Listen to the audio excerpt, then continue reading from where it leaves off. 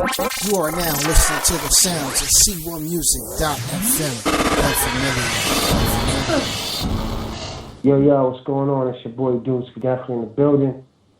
C1music.fm, the familiar. All day, every day, you know how we do. And you rock with your boy, so we're going to get right tonight. I'm feeling a little bit better, y'all, you know. I know it was a rough one. It was a rough one going through yesterday.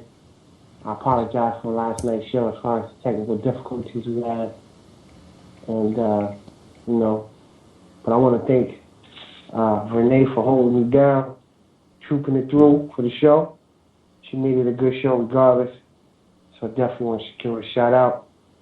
Man. So, we're gonna get started. Let me see.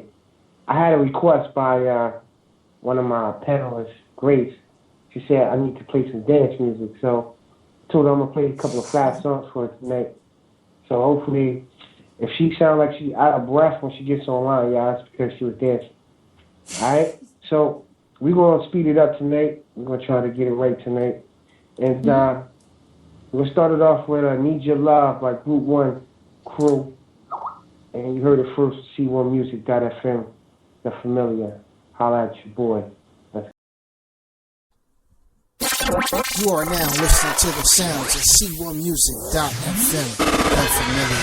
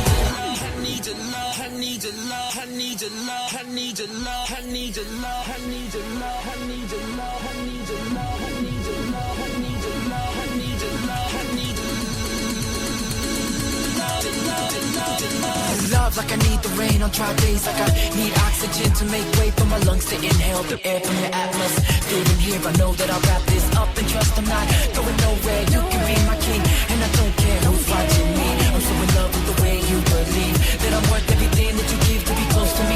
Didn't matter what it costs, it's supposed to be everything that I need to live happily. It's no wonder that you got my heart feeling free. Now take me away, why don't you take me away? I wanna be lost in you, so just take me away.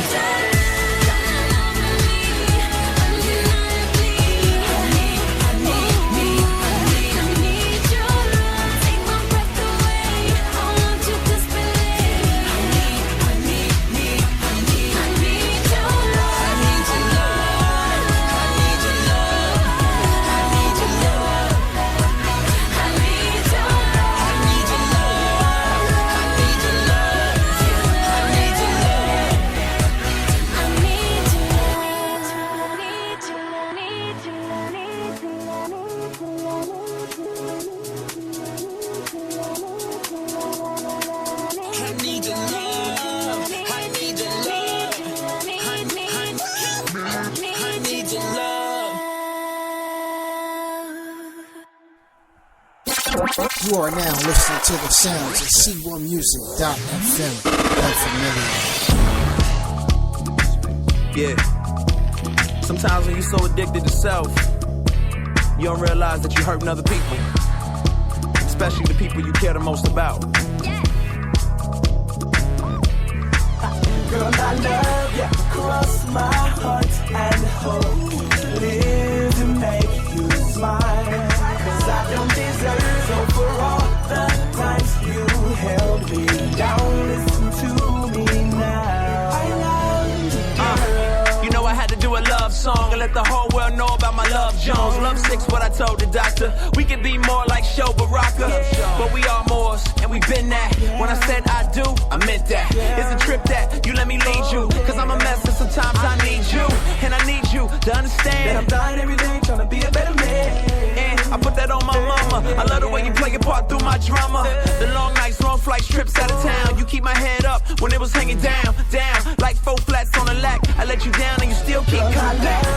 Cross my heart and hope to live to make you smile. Cause I don't deserve so for all the times you held me down. Listen to me now. I love you, girl. I love you, girl. I love you, girl. I love you, girl. I love you, girl. I love you, girl.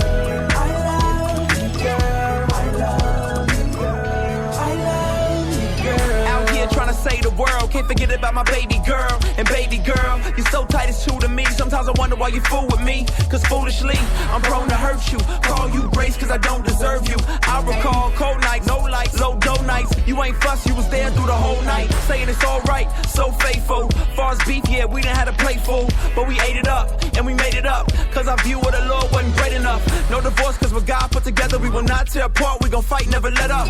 And when I get up, I'm back down on my knees. Thank God my ribs the best part of me. Cross my heart and hope to live to make you smile. Cause I don't deserve so for all the times you held me down. Listen to me now. I love you, girl. I love you, girl. I love you, girl. I love you, girl. I love you, girl. I love you, girl. I love you, girl. I love you, girl. I love you, girl. All the fellas out there in the world, if your lady love God and you got a good girl, stay with her, pray with her, take her on a date. Tell her you appreciate how she love me, how she cares, and how she's every woman everywhere. And baby, I'm sorry for all the days I let you down, but I got something to say. I love you, girl. I love you, girl. You know that I love you, girl. I love you, girl. I love you, girl.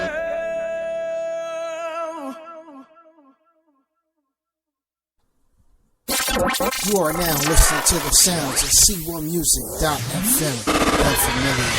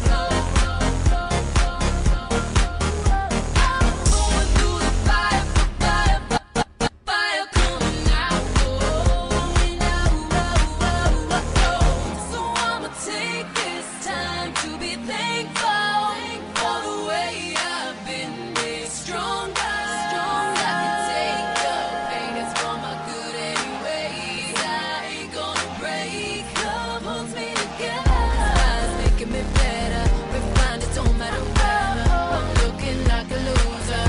I'ma show y'all I'm a winner. You can have it all, cause I'm a giver. Ain't giving up, I ain't no quitter. So I think it's better off, you know. I'm coming out, going through the fire. Coming out, go. Going through the fire. Coming out, go. And I'm going higher, with my feet still on the floor. Going through the fire, coming out, going out,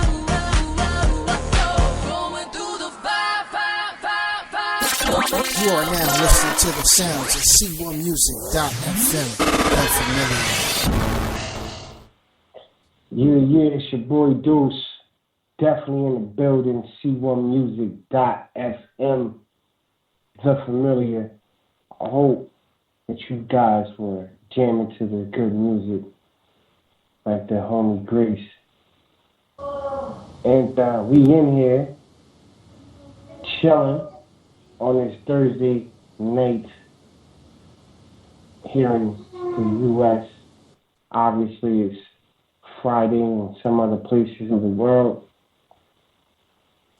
I'd like to thank my panel for joining us tonight, as this day was requested by fans, and they were able to make it happen for you guys. I have in here, first and foremost, the professor. What's going on, Professor? Yeah. What's good? It's Tito up in here. How you doing today? I'm all good. A little, you know how it is, but it's all good. All fired up. Hold on, you lost me. You said a little, you know how it is. What's that? Well, it's real early out here, so I kind of didn't give my 15-minute update, you know, to get ready for the show. So I can just jump in. So. I dig it. Yeah. That's what it do. Let's see here. I got the homie Grace in here. Grace, what's going on? Are you jamming? I'm good. Thanks for those danceable music. We're firing up for the show. Fired up. Really beautiful. Good. You know, maybe I'll make a dance mix for you ladies, and I can play it on your off time. So we got the homie Grace in here. We also got Judith in here. What's going on, Judith? Yes, I'm feeling great. Good. And we got Cheryl in the building. What's up, Cheryl? Hello, I'm great. Good. I'm good. We got Ethel in the building. What's up, Ethel? Yes. Very, very good. Very, very, very good. That's good. Last but not never least, we got always on time, Joy. What's up, Joy? Well, I'm doing great here, and thank you for the nice introduction. Always. I love my panel, so you know. So, guys, we're gonna start it off. And again, for everybody who wants to call in, the number is 805-399-1200. The participant code is 105431 pound if you need to put that in. You have to bear with me tonight because I am a little bit under the weather, but I'm not declaring that I'm sick because there's power in the tongue. And so I am saying that I am healed in the name of Jesus. Therefore, I am doing this show and I'm pressing forward. And that's the reason why I chose to do it, despite how I feel today. And, we in here, man. Tonight's topic, title, is called Sucker Punch. Sucker Punch. Now, I kind of make this. This topic is more of a man's topic, in my opinion. But the thing is, men don't have as much drama as females do. So the difference between men and women, and maybe you guys can agree or disagree with me. Men, if they want to fight, they fight. There's no in between. There's no we're going to argue for 3 months, back and forth. It's no, either we're going to get to it or we're not. Where with females, it's back and forth, arguing. I have an attitude, you have an attitude. And at the end of the day, who cares? If you're mad, just be mad. If you don't like me, just don't like me. I think that's where the guys and girls draw the line in between the two. So, am I telling the truth, ladies? Is that correct, or my synopsis is wrong? Mm. Am I Yeah, wrong? that's true. That make it sound like I'm wrong. Am I wrong? No, Yeah. you're correct. You're right. Why? Cool. All right, That's what do you right. think, Tito? Guys, that's what guys get straight. Well, look, either we going. That's why in the government, different governments and stuff, you see men there. Look, either we gonna take care of it or we not. You know, it's no. Oh, you mad at me? Oh, we got look. Either we gonna take care of it or we not. Am I correct in that sense, Tito? Yeah, you can say that. I'm just trying not to get in trouble here, because they're I know if they agree 100%, there was a little hesitation. Yeah, 5-minute hesitation before you answer. Yeah. It's all right. Listen, they're on the radio, so everybody heard. You heard them, I heard them too, and everybody else heard them. So they want to get mad, they can't. You know. You know how it goes. Mm-hmm. But neither here nor there. So, what inspired the story is, well, before I even go into that story, let's just start off with the opening topic. And because, Professor, you are a guy, and I feel like, this topic is more suitable for that, I want to come to you first. However, I know that the females do have stories in regards to this, some way, somehow. So, but I want to ask you first. Keep in mind, the topic of the story is sucker punch. All right? Mm-hmm. Have you ever seen someone running off at the mouth? Meaning, running off at the mouth, for everybody who don't know, running off at the mouth means pretty much selling a whole bunch of noise. They're talking junk. They're just being sassy, always talking, always got something to say, a loud mouth, somewhat of maybe even a bully to some extent. Everybody understand what I mean when I say running off at the mouth, correct? Ladies? Yes. Yeah. Good. Yes. Right. So, have you ever seen someone, Tito, running off at the mouth to somebody else, and when it was time to actually do something, they were nowhere to be found? I mean, whether this was in high school, growing up, you've seen somebody who's like, man, I'll beat you up, and they running off at the mouth. And then when the person actually got up to really do something, they chickened out. Have you ever seen something like that in your life?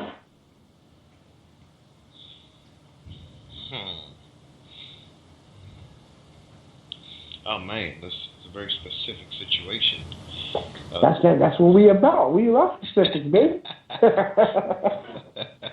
Look, tell us about it. You don't have to give names. We just want to hear the story. Yeah. I've seen a few of those situations in college. Mostly it's just people, just arguing, but never really getting to, pulling punches. You see a situation escalate, and you're sad, because it's not going to lead to anything. A little disappointed. I mean, why start arguing anyway if you're not going to finish it off?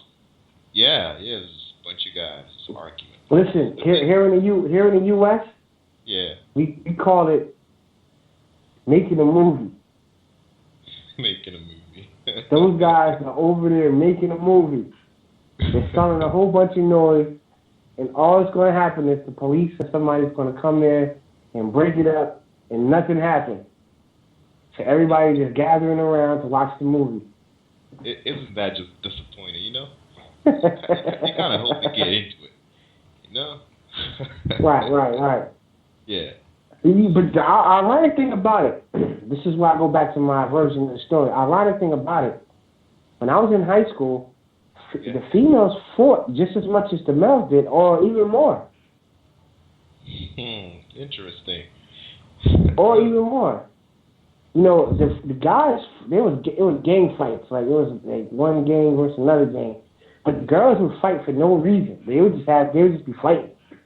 Like, sporadically, it was an issue, and it would just turn into a fight. Mm-hmm. Or just a lot of wolf talk. But I'm going to tell my version of the story first, and then I'm going to let the young ladies tell their story. And I want them to tell me what they think. Now, I'm not going to say any names because I don't never know if ever any of these guys ever hear this radio show. But people who know me know who I will be talking about.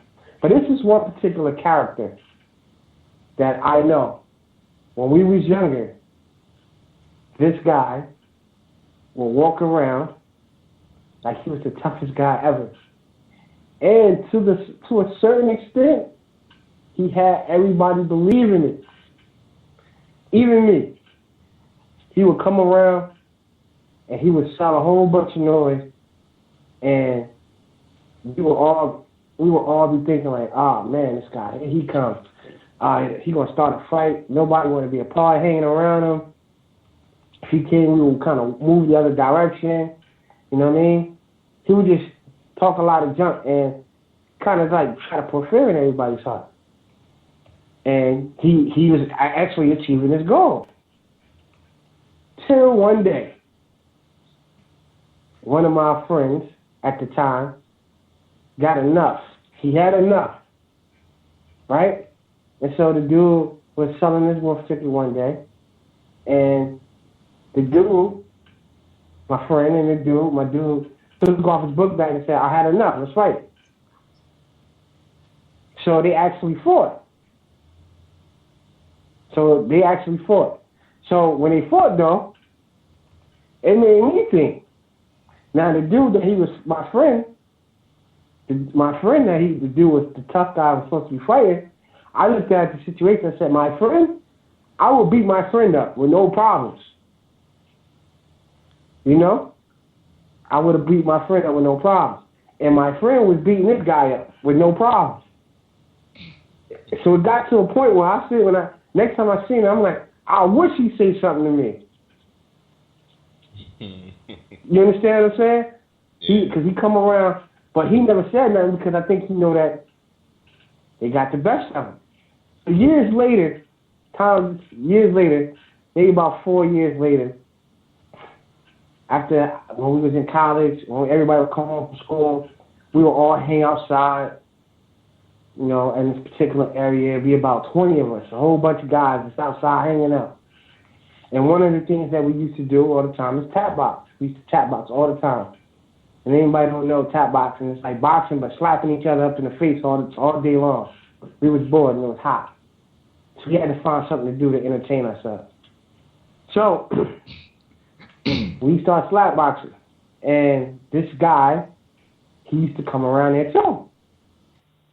And I seen he started selling the wolf noise again, and it never stopped. But I wasn't scared. Like, I was never scared, but I didn't know if this guy can actually fight or not until I seen him fight. So now this time I seen him selling wolf.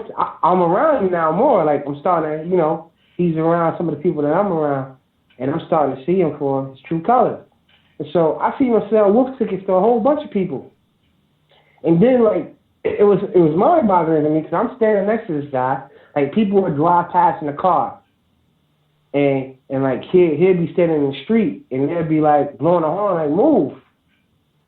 And then he'd curse at him and like da da da da, and they'd be like, what you say?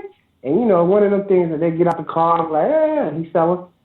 So, but then if the person got the car and actually, let's fight, he would run. Like, literally, he start running. And we're looking like, yo, what is this?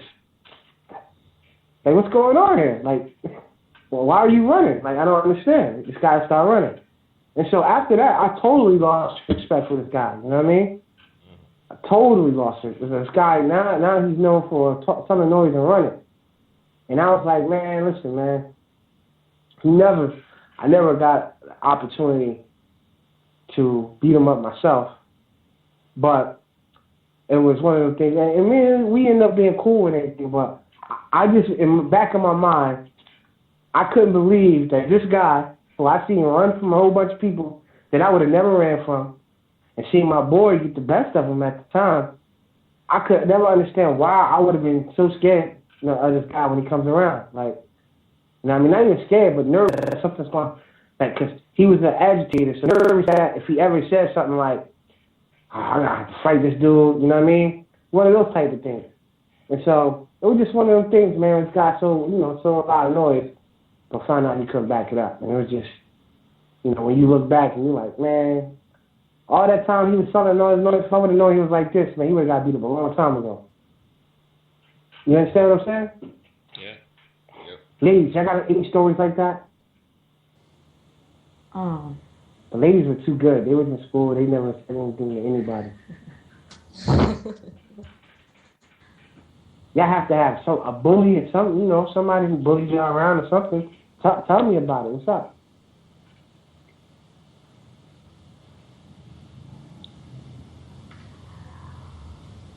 All right, I'm going to have to call a name out. Who am I going to call out first? Let's call Cheryl out. I want to talk to Cheryl. Cheryl, tell me your story, Cheryl. Who bullied you around? What? I said, who bullied you around when you were younger? When I was in elementary, my classmates. When I was in elementary, my classmates obviously, Cheryl, your name is very ugly.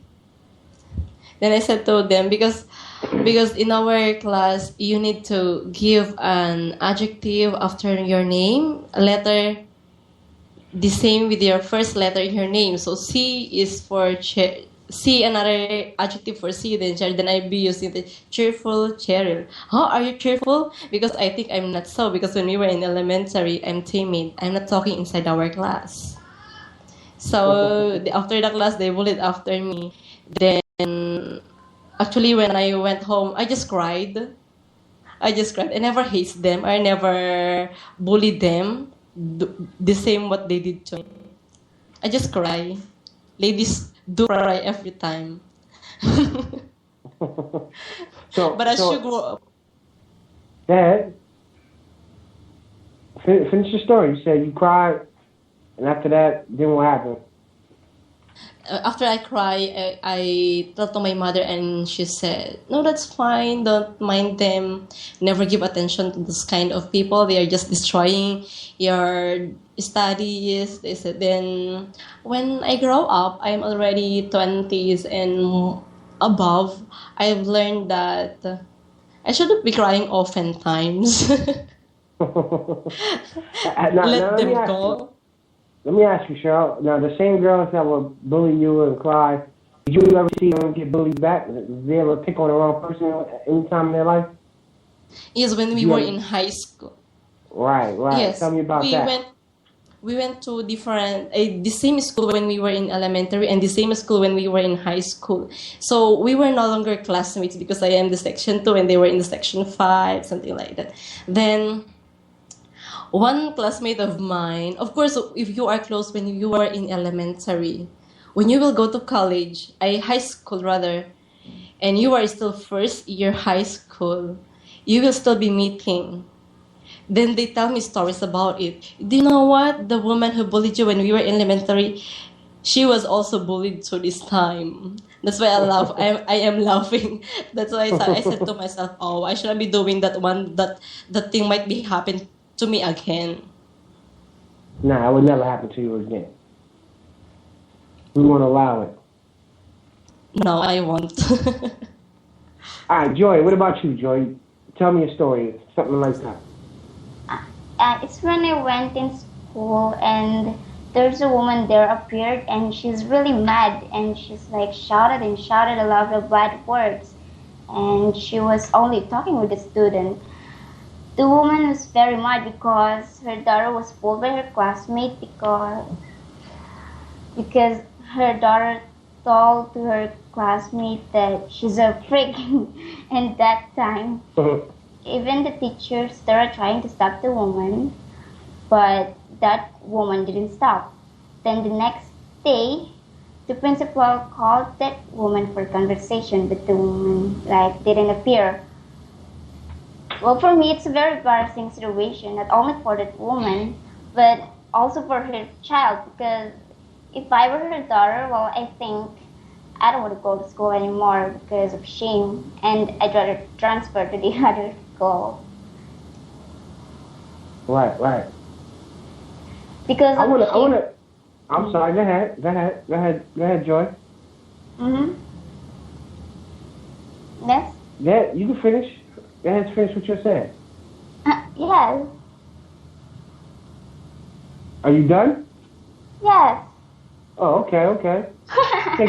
Take a chair. I want to be more particular.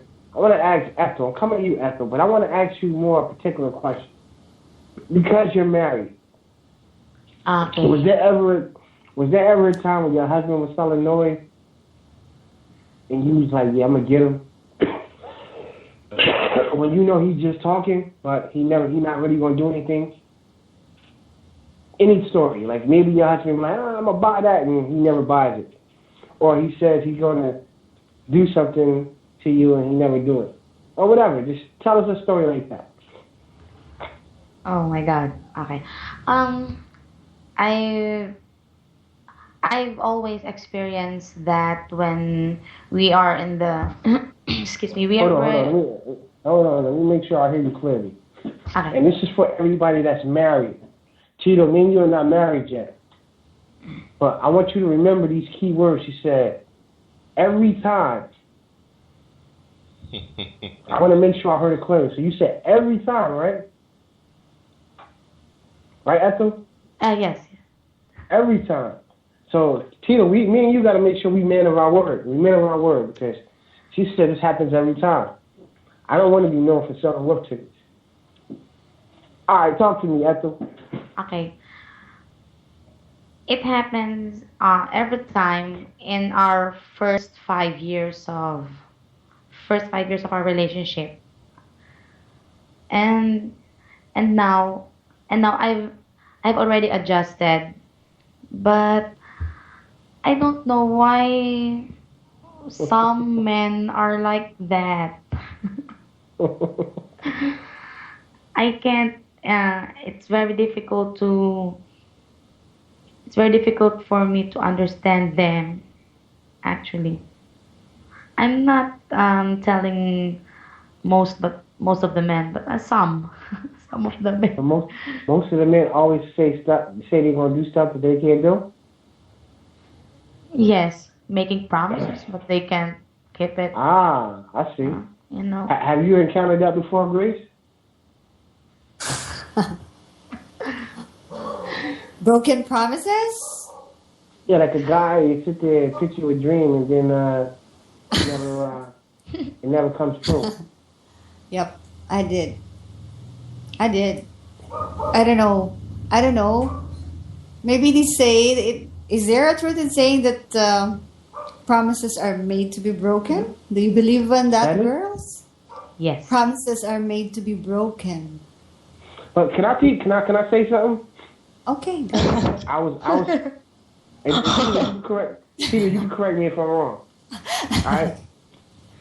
You there with me, Tito? Y'all lose Tito? Tito, you there? Yeah. I want to make sure you ain't fall asleep, man. I check it out. And I'm gonna let you finish, Grace. I was told though by some of the older guys when I was a little younger coming up that the first time you go out on a date with a girl, you stand her up. Really? You make an excuse. You make an excuse to stand her up. So you say to her, hey, let's go to the movies. And she's like, all right, let's go to the movies. And you're like, all right, let's go on Saturday. And then she's like, all right, we'll go on Saturday. And then you call her on Saturday during the daytime and you cancel on her. And she was like, she got all ready, she was all excited to go, and you cancel on her. Right? And then she's mad. Like she's mad, but she's not gonna act like she's mad because you know how y'all females don't want to show their child upset, right? And then you call her back and he's like, "I'm gonna make it up to you." And then when you make it up to her, y'all first date, you come with like some flowers and some some goodies or something like that. And then she'll see that you're affectionate. And she start in her own head, without you doing anything, she'll paint this little picture of you in her own head, and you ain't really do nothing. All you had to do is stand her up the first time. Why is that? I don't know. Is that true? I don't know if that's true. I don't know, because I'm trying to tell you, like some girls, if you reject them, it's like they like you more. That is a true statement. Do you agree with that, Tito? Honestly, man, be honest with me, bro. Yeah. Well, my experience with girls is very minimal. I don't know if I can leverage an opinion about that. Well, I heard about it, and possibly I've seen it, but I don't have enough data to proceed with that info. I don't know what you see. Tell me about what you see. Well, it's you see the most repulsive. Okay, not repulsive. The most what's that word? Unappealing guys usually got the best girls. And by unappealing, I mean guys. I know what you mean, bro. Yeah. It's like that everywhere. Yeah. They showed that they did not want a relationship. That those are the guys the girls will be flocking around. And I'll be like, yo, girls, I mean, that guy doesn't want nothing to do with you. I mean, why y'all just, running after him and stuff? I mean, we're here. Right, the good guys. Yeah. We're corny now, that's why. The good guys are corny. But I want to hear Grace, because you're going to say that's not true. So let me hear what you want to say. I don't know. Actually, I haven't experienced such a situation. Okay, so when somebody tried to have a date with me, he was there. He was early. He promised he was there as he promised to have the date. And if ever it happened to me that somebody would say, let's go out, have some fun, watch a movie, or just eat out, and then he won't be able to make it, then he'll try to make up. The second time, I won't give him another chance. You don't have... I'll tell you, you don't have the right to do that to me. I prepared myself. I spent time to be pretty and be presentable for that date. And here you are. It depends on how he makes up, though. You can't sit here and tell me. You tell me if he come back with some flowers and... Thank you for the flowers. I'm not sick. I don't need that. Why are you trying to start something? It's good. Let's not continue. The fact that we haven't started a date and here you have your reasons, you're explaining, blah, blah, blah. You're trying to win me. The first time that you made a promise, then you broke it. Well, you didn't make a promise. A promise, there's a difference. Now, see, I didn't say promise that you're going to do it. I just say, hey, you just say, let's go on it. Let's if I say, hey, Grace, what you doing Saturday? You say, oh, nothing. Let's go out. Wrong word. You made an appointment, okay? So you made yourself available. But you ladies were the ones who just made the statement that appointments are made to be broken. That's why I said, is that true, girls? So if that's true, then why would you not get a guy a second chance? I don't even look at it as a second chance, to be honest with you. I look at it and never had the first chance yet. Mm-hmm. I mean, because what if, to be honest with you, let's say this now. What if the guy legitimately couldn't make it? He's automatically he's not a candidate to date you because he never had a first date? I mean, what if he genuinely couldn't make it that day? I don't know. You gonna tell me you're not gonna give him an opportunity? Sorry. Try other girls. I won't lie. To be honest with you, he might have been happy that you turned it down. Okay, good for him. Good for him. But because I don't know. you made an appointment. It's no joke. I mean, because example, if you have for my case, when it rains, it pours. That time, if there was some guy who wanted to date me, and I don't know, after a few days or hours, I would say, "Oh, I would like to date you." So, you would set your priorities. Whom would you like to date? And then, what happens if you try to pick this one, and then the one that you chosen didn't come? So, it would upset you, of course, because there are other guys who wanted to date you, but you've chosen him among the rest, and yet he didn't make it. He didn't make it up to you as you have planned. So that would ruin your Friday night. You'll just stay at your dorm, do nothing. You could have enjoyed the day with someone else. So, and then he comes Saturday or Monday and say, "Hey, Grace, I'm sorry, blah, blah, blah." No, he set another appointment with you. I'll just say, "Okay, thank you, no problem." If he does that, if you had a guy who just pops up out the blue and without setting another appointment, then he's not that guy. But if he sets another appointment and he comes, not only he sets the appointment, but he comes through on his appointment, then he may be a winner. Let me see. Cheryl, what do you think, Cheryl? If I will be giving him another chance? Yeah, would you give him another chance? Yes, of course. Right. The reason behind is that there are things that will come in our way that is unexpected. Maybe I will be listening what is his reason. If it's about valid, then I'll be giving him another chance. But if it's not, then I'll let him go. Because if it's about valid, then I would accept it and give him another chance. Just like But how would you know if it's valid or not? I mean, if you want to do a background check on it? No, if he will come to me and explain everything. Right. I will not be calling him. I will not be sending message. All right, but listen, so let me ask you a question, Cheryl. Being that you coming from a different point of view. Let's say that happens. A guy, he meets you, he sets a date with you, you're all excited, and then he calls you on that day and says, "Hey, I cannot make it, something came up, da, da, da. I promise I'll make it up to you. Let's go out next weekend instead of this weekend." And when he comes, he really goes out his way to really show you how sorry he was for standing you up. He doesn't get cool points for that? I mean, he's going out his way. He's going above and beyond the Call of Duty to show you how much he's sorry for standing you up. I think I'm talking through experience because the date that we had set, it was rejected or cancelled, then pushed through to another week. Because I am the individual, if I'm going to a date, I will not be putting any makeup. I'll just dress the way I dress when it's just an ordinary day. That's right. That's but me. I'm talking about he stood you up that day, and then he set an appointment up with you for the next week. And on the next week, he showed up to your doorstep with a whole bunch of gifts saying, "I'm sorry for standing you up last week." And he really is a gentleman. He goes all out his way to show you that, to show you how sincerely he was for standing you up the first time.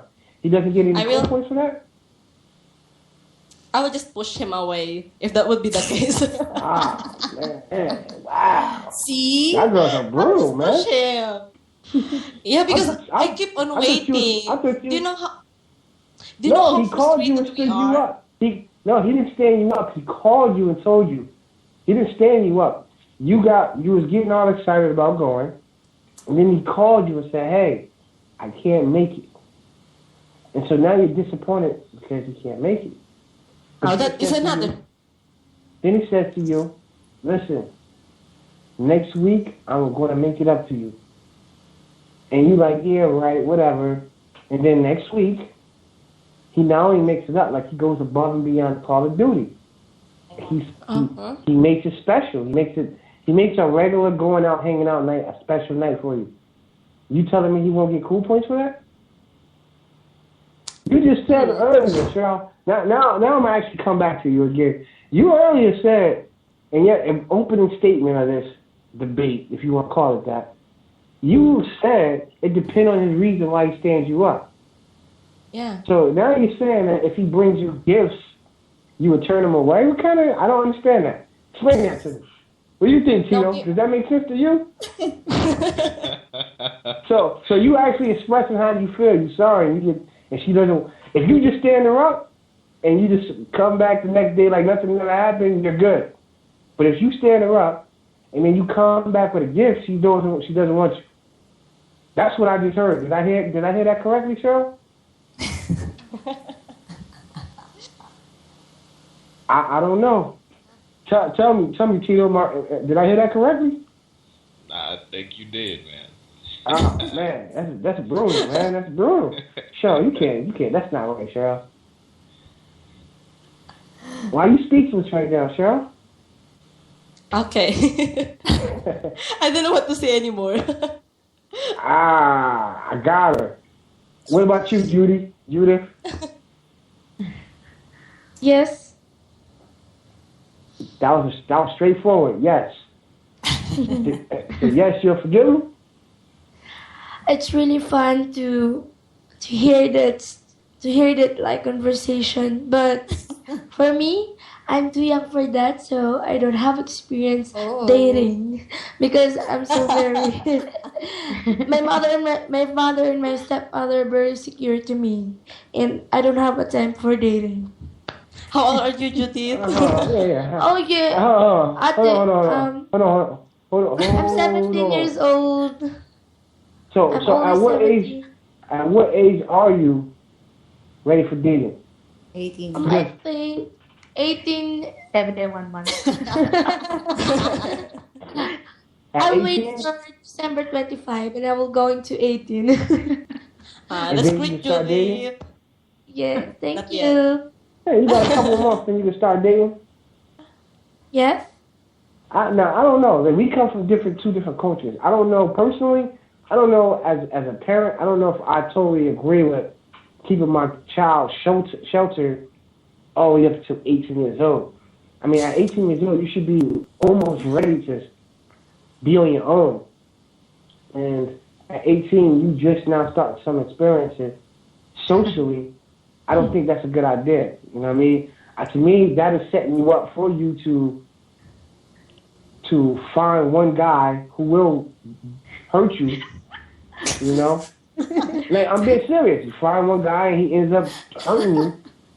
And, you know, Tito, they laughing at me, Tito. Am I telling the truth, Tito? Am I telling the truth, Tito? Well, there's a lot of marriage to what you're saying. The cultures are different, Aaron. I mean, come on. Yes. They grew up in a place where their men are a certain way and their parents have a hand in it, you know. I totally agree. Yeah. I don't have to agree. I don't have to agree with how they do it, but I totally agree with you. It's just mind-boggling. And you know, for me, not only my age, because I'm a young, because that thing, I want to help my parents to give money, you know. Because here in Philippines, you know, you need to help your parents, you need to give their wealthy. First. Yes, the first thing. Yeah, you gotta do that here too when you want to date somebody's child. I don't know. I think many boys here doesn't like me. Lol. You know what I would like to see? I would like to see one day somebody on the show just pull up some stats. Being that our cultures are totally different, I want to see what's the divorce rate there in the Philippines versus versus, and in Kenya. Yeah. You know, I want to see what the divorce rate is versus the United States. And being that it's a different culture. Yes. I know, well, annulments, divorce, annulments, whatever you want to call it. You know, even with single parents who started off and then end up, you know, living separately, who's married but live separately, whatever those statistics are. And I want to see if, you know, the way that you guys go about doing it is a better way than the way that, you know, other countries and so on and so forth go about doing it. Just to see the statistics. The statistics are never lie, you know? All right. And that'll be interesting. That'll be interesting to see. Yes. But I'm interested in the topic. Yeah, with that being said, I want everybody to turn to 2 Samuel chapter 2. And we're gonna take a quick music break. We got the girls all riled up tonight. I love it. I love it. Relationship topics always bring the best out of females. You notice that, Tito? Mm-hmm. They always, when you start talking about relationships, they get fired up for it. And they all stick together. Gotta love it. I never said, listen, it's not that I don't agree with them. I just, you know, sometimes I gotta play devil's advocate and challenge them. But I think I got the best of you tonight. I'm gonna have to let you get a comeback a little bit later, all right? Okay. I'm just messing with you. We C1Music.FM familiar. We're about to go to a quick music break. Holla at your boy. Turn to 2 Samuel chapter 2 and find it and you know, find us on YouVersion. We're on a live YouVersion event, and we will be back after this quick music break. Holla at your boy. You are now listening to the sounds of C1Music.FM. Unfamiliar.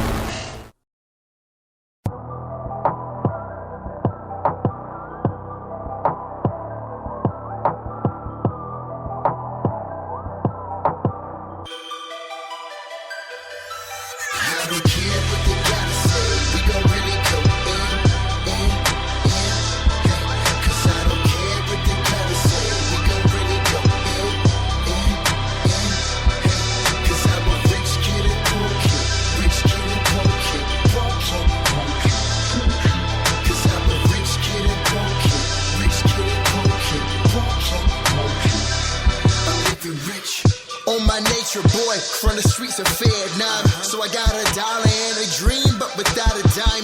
Dealers rocking J's, you never see the swag dip. And they got the cream and the fringe, showing off the cool whips. And my uncle and aunt moved down to ATL, moving in real estate and a healthcare professional. Gaining the world means that I'm losing soul, but I'm losing the world so that I'm gaining soul. My mom is always teaching me these life lessons. Don't complain about your circumstances, just count your blessings. Rich kid inside, so my style is blazing. Life doesn't give remote controls, you have to change it. Where I'm from, reading books is the main habit. Low money doesn't really take me to chaos and havoc. Refund checks to pay off my apartment. College kids, shopping sprees, keep the dollars in, yeah.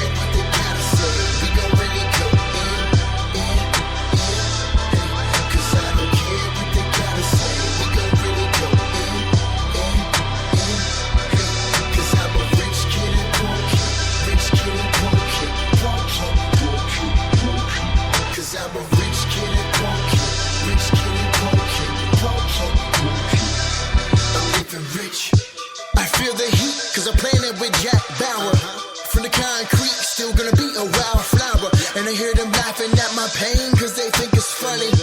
But I'm learning on the job, we call that work study. I'm feeling like the kid, pick last in gym class. Cause they judging on the outside, but the jumper splash. Renegades building life instead of raps. Cause I hear them try to steal our dreams, but we take it back. Driving on the dusty roads, night lights got the glow. I'm in the zone, never driven by the status quo. I'm asking for more wisdom instead of stacking dough. An application of the knowledge, successful. Rich kid, poor kid, they never stopping me. Treasures up in heaven, so the world ain't gon' ride me. Refund checks to pay off my apartment. College kids, shopping sprees, keep the dollars in. I don't care what they gotta say, we gon' really go in. Cause I don't care what they gotta say, we gon' really go in. Cause I'm a rich kid and poor kid, rich kid and poor kid, poor kid, poor kid. Cause I'm a rich kid and poor kid, rich kid and poor kid, poor kid, poor kid. I'm living rich.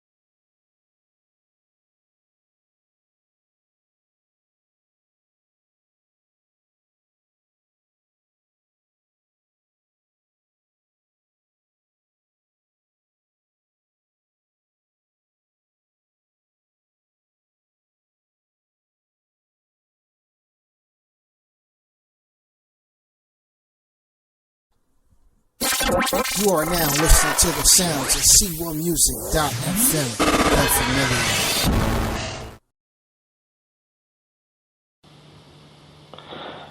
Unfamiliar. Yo, what's going on? It's your boy Deuce. We definitely in the building. C1Music.fm. If you're familiar, holla at your boy. I got the panel in the building, and we are having a topic called Sucker Punch.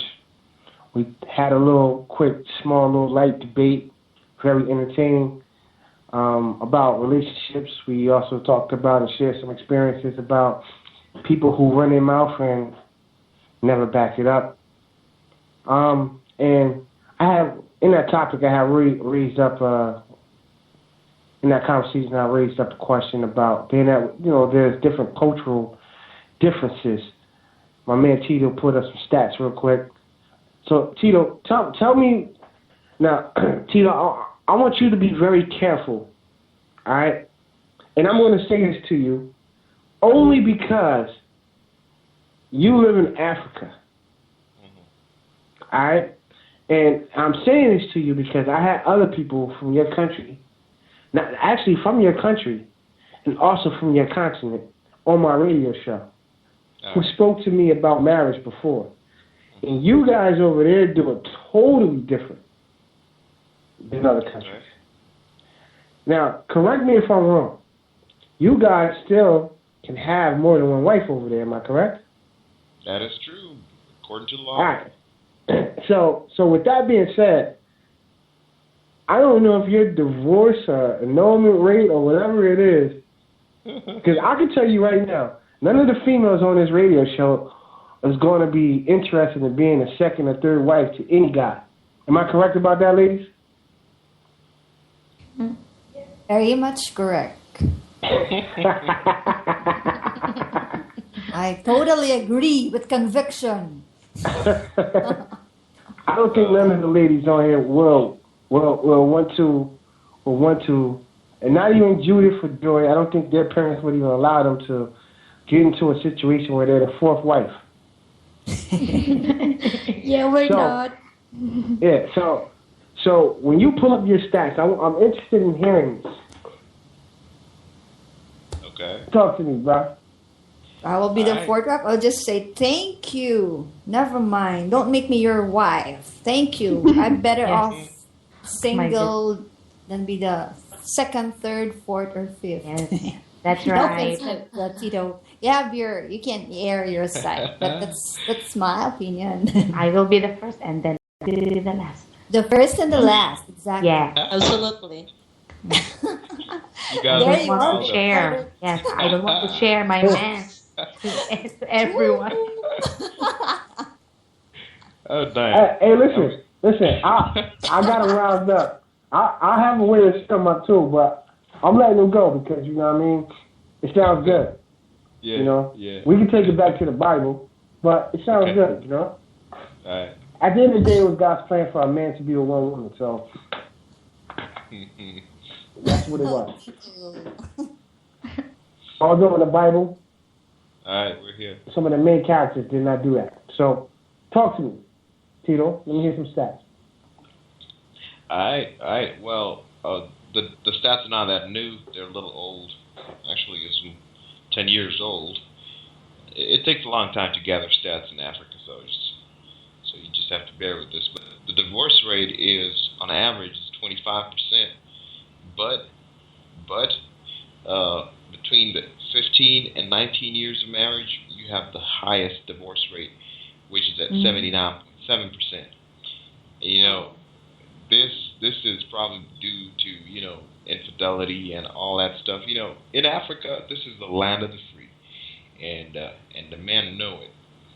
And that's why by law they can get married to like 6, 5, 7, even 10 wives if they like it, and it's in the law. Wow. Yeah, my man. So the rates they're kind of different. It's based on the range, the age, the duration of the marriage, and it's pretty high. But now with those stats, you got to compare those stats with somebody else. Mm-hmm.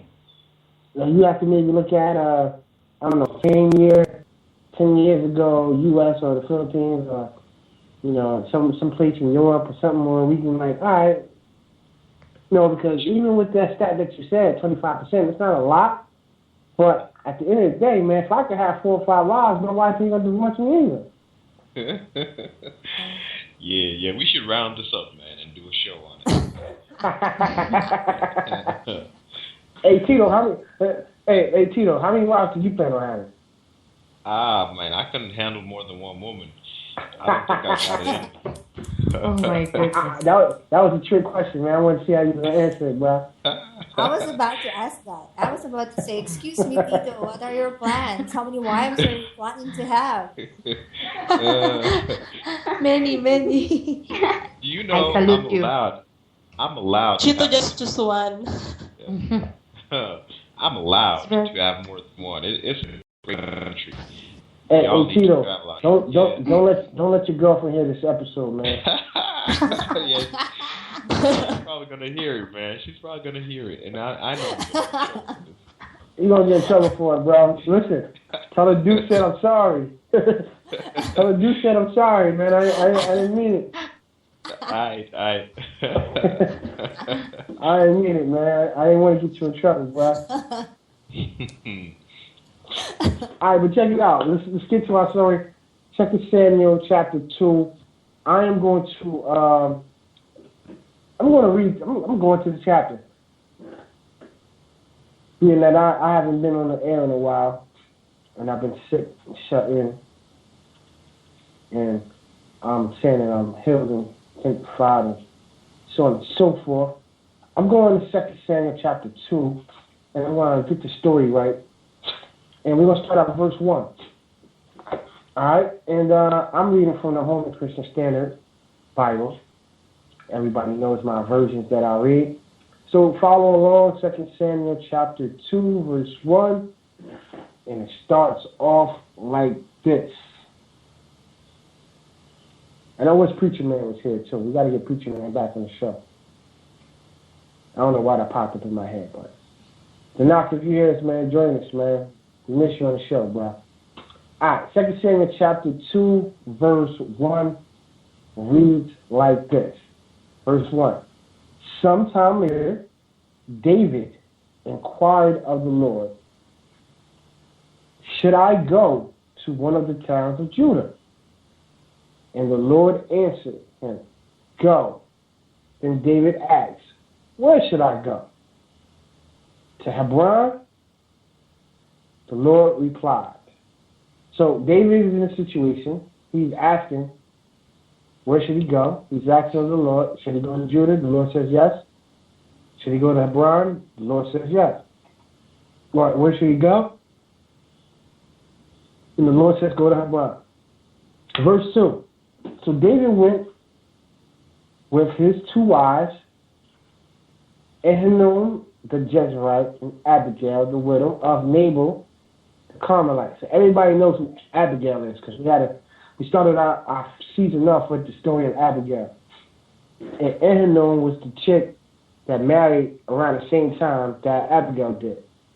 Everybody remembers that story, right? In our first episode, Love and War, I believe it was Love and War. Yep. All right, cool. So, in addition, verse 3, David brought the men who were with him, each one with his household, and they settled in the towns near Hebron. Verse 4, then the men of Judah came, and there they anointed David king over the house of Judah. They told David, it was the men of Jabesh Gilead who buried Saul. Okay, verse 5, David sent messengers to Jabesh Gilead and said to them, the Lord bless you, because you have shown this kindness to Saul, your Lord, when you buried him. Now, may the Lord show kindness and faithfulness to you, and I will show you the same goodness to you, because you have done this deed. Therefore, be strong and courageous, for though Saul, your Lord, is dead, the house of Judah has anointed me king over them. So this is David sending his men to go meet with some of Saul's people. All right? So, and David is telling them, be cool, like, y'all going to be blessed. Y'all was the ones who buried Saul. Y'all going to be blessed. Right? So, y'all understand this part so far, right?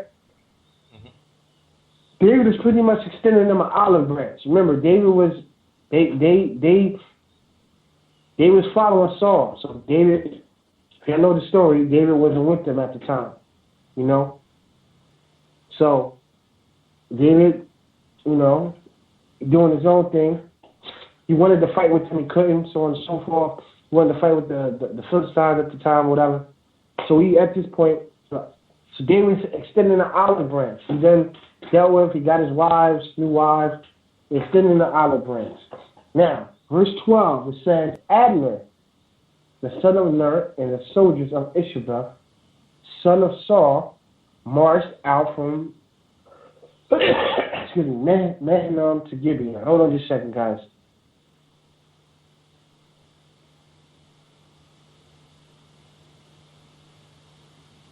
Had to take a water break. All right. Verse 13. So Joab, son of Zeruiah, soldiers marched out, men by the pool of Gibeon. The two groups took up positions opposite of the pool. Hold on just a second.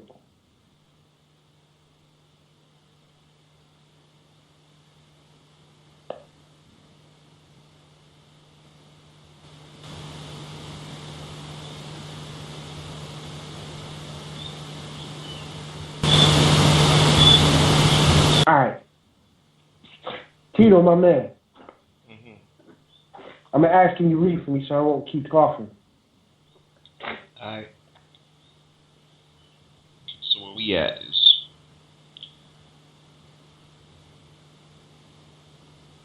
We're at verse 14. All right, here we go. This is a Homo Christian version. Then Abner said to Joab, that was Job, let's have... Joab. Now, hold on a second. Joab is David's right-hand man. He's like his top general. Mm-hmm. So Joab speaks for David. Mm-hmm. Go ahead. Yeah, let's have the young man get up and compete in front of us. That's like wrestling or something. or sword fighting. So Joab replied, "Let them get up." And so they got up and were counted off as 12 for Benjamin and Ishbosheth, son of Saul, and 12 from David's soldiers. Let me stop you right there. All right. Grace.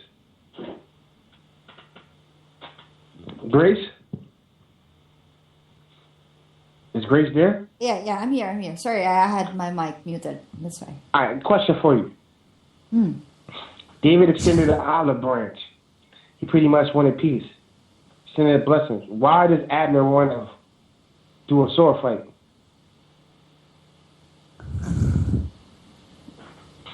Why would he want to do that? They all back together again.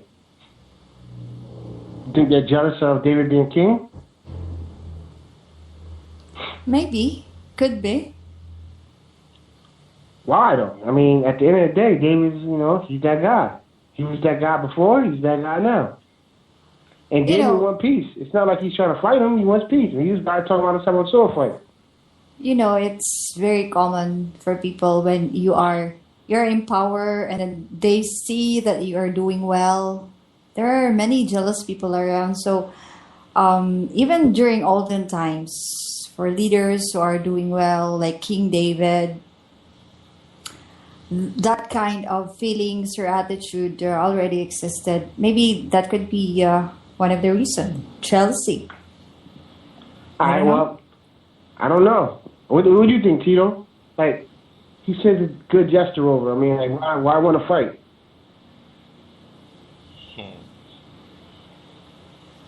I don't know, man. This looks like Joab's work. Abner is the one who, Abner said to Joab, let's have the young men get up and compete. For what? I'm looking through these verses. I don't see no reason. Yeah, like, why are we competing? There must have been something that happened in between that's not recorded.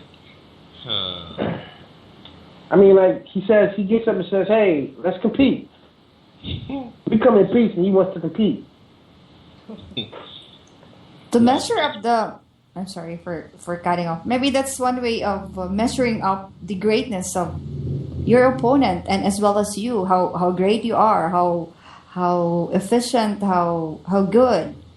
If you won't compete, if there's no competition, then how will we know if who's better than this and that? But at this particular point in time, who cares? Like, Saul just died.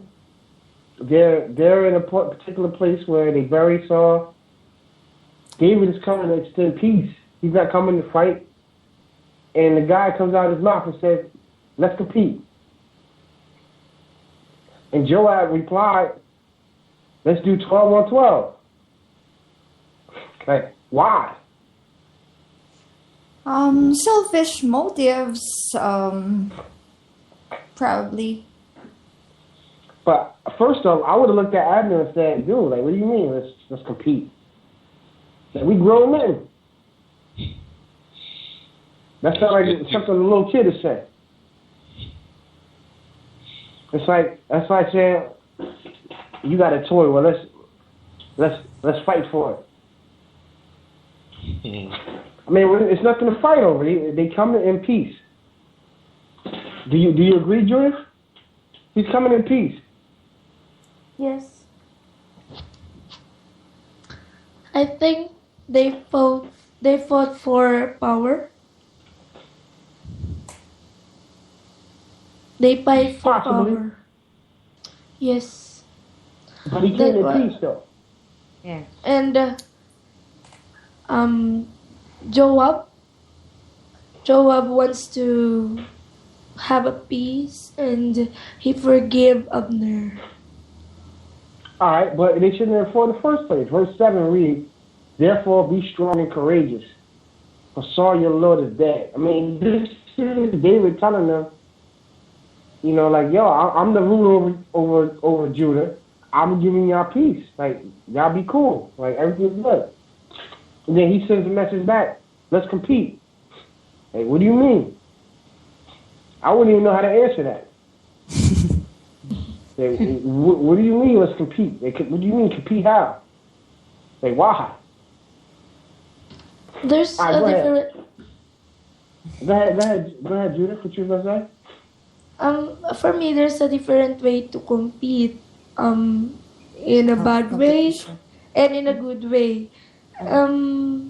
For me, for my own opinion, the competition that will happen to them is better to be a good way. To avoid some. Say that again. Yes. If it is a healthy competition. Yes. So you ladies are telling me that this is healthy competition? I know, in a some way. In a sense of, in a good way. In the other way. So this is healthy. Let's read. Let's finish reading this, and I want to ask you this question again. Go ahead. Start from verse 14. Tito. All right. Then Abner said to Joab, "Let's have the young man get up and compete in front of us." Let them get up, Joab replied. So they got up and were counted off. Yes, 12 for Benjamin and Ishbosheth, the son of Saul, and 12 from David's soldiers. Then each man grabbed his opponent by the beard and thrust his sword into his opponent's side, so that they all died together.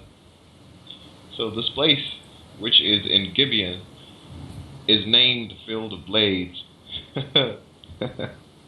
All right, let's start right there. All right. So who's volunteering for this competition? Raise their hand. Nah, me. Is this healthy competition? Healthy when Judith, is this healthy competition? Each man grabbed each other by the head and they thrust their sword into their opponent's side. And they all died together. No. and so for what though? I want to know for what. Like, what was this all about? But let's keep reading. Go ahead, Tito. Verse 17. Verse 17. The battle that day was extremely fierce, and Abner and the men of Israel were defeated by David's soldiers. The three sons of Zeruiah, which were Joab, Abishai, and Asahel. All right, let's stop right there. Yeah. So I'm reading this. So obviously, what happened was the 12 men died, and then they all started fighting. Mm-hmm. Yeah. That's pretty much what happened. So your 12 dudes died, my 12 dudes died. You know what? We ain't going out like that. Let's get it in. So they all started fighting. For no reason, though. I want y'all to understand there's no real reason for them to be fighting. As of yet. I don't understand what's going on. So now, let's talk about the guys that are the head guys in this situation. Go ahead. Verse 18. All right. So the three sons of Zeruiah were there. That's Joab, Abishai, and Asahel. Now Asahel was a fast runner, like one of the wild gazelles. He chased Abner and did not turn to the right or to the left in pursuit of him. Abner glanced back and said, "Is that you, Asahel?" "Yes, it is," Asahel replied. Pause. All right. Now, Joab, his brother, Asahel, is chasing the guy. I want y'all to picture this in your head now. You was the one who came up with this idiot suggestion to compete. And now you get chased and get caught by one of the guys.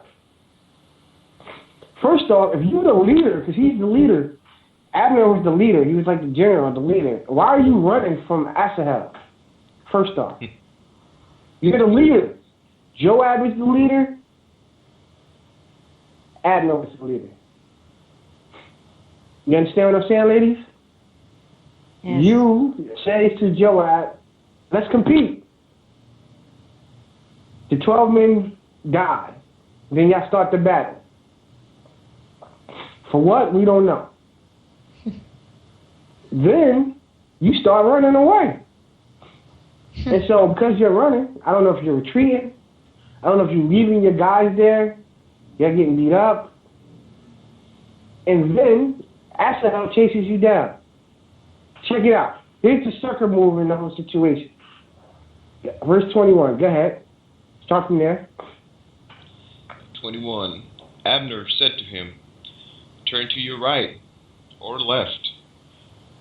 Seize one of the young soldiers and take whatever you can get from him."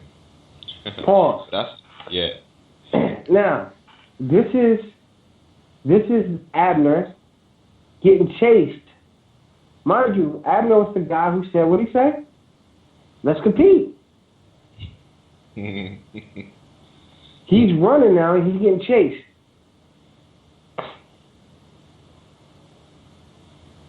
Joy. Yes. Would your parents want you to marry a guy like that?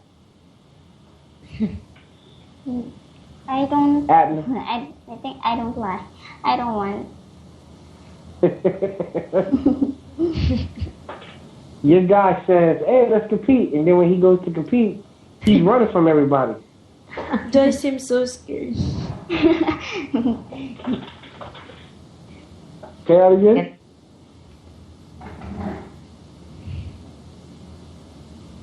So go ahead.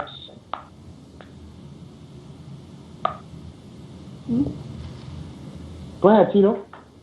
Alright, sorry. Okay, so this 22. Yep. Alright, once again, Abner warned Asahel, says, "Dude, stop chasing me. Why should I strike you down to the ground?" Let me read that again. "Why should I strike you to the ground? How could I ever look at your brother Joab in the face?" But Asahel refused to turn away. So Abner hit him in the stomach with the end of his spear. And the spear went through his body.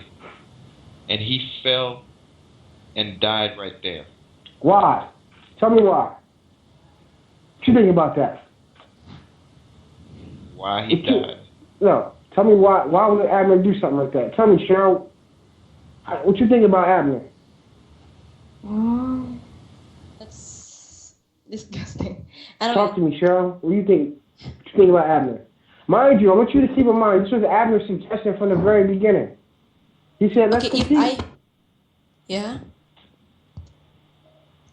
At the verse 14, when Abner says, "Let's compete," it's already the competition between the two groups, the group of Abner and Joab. They are both commander, they are both leaders. So if their master would compete, then even the leaders. Now below, Abner already warned Asahel for how many times? He did that because, in my own opinion, because if he didn't strike or thrust the spear into Asahel's stomach, maybe Abner was the one who died. Because look, he is kissing Abner. And if we try to imagine the scene, that might happen if Asahel got Abner. Vice versa, maybe Abner died or Asahel died. Well, I'm looking at this. He says to Abner, once again, Abner warned Absalom. I'm looking at verse 22. Once again, Abner warned Asahel, "Stop chasing me. Why should I strike you to the ground? How could I ever look your brother Joab in the face?" Okay. Because all I know, we know that they are both soldiers. So if you are soldiers, it is just okay for them to kill. No, because they are both leaders and they respect each other's leadership, even though they deserve different master. That I am correct. That is my personal point of view. All right. Mm-hmm.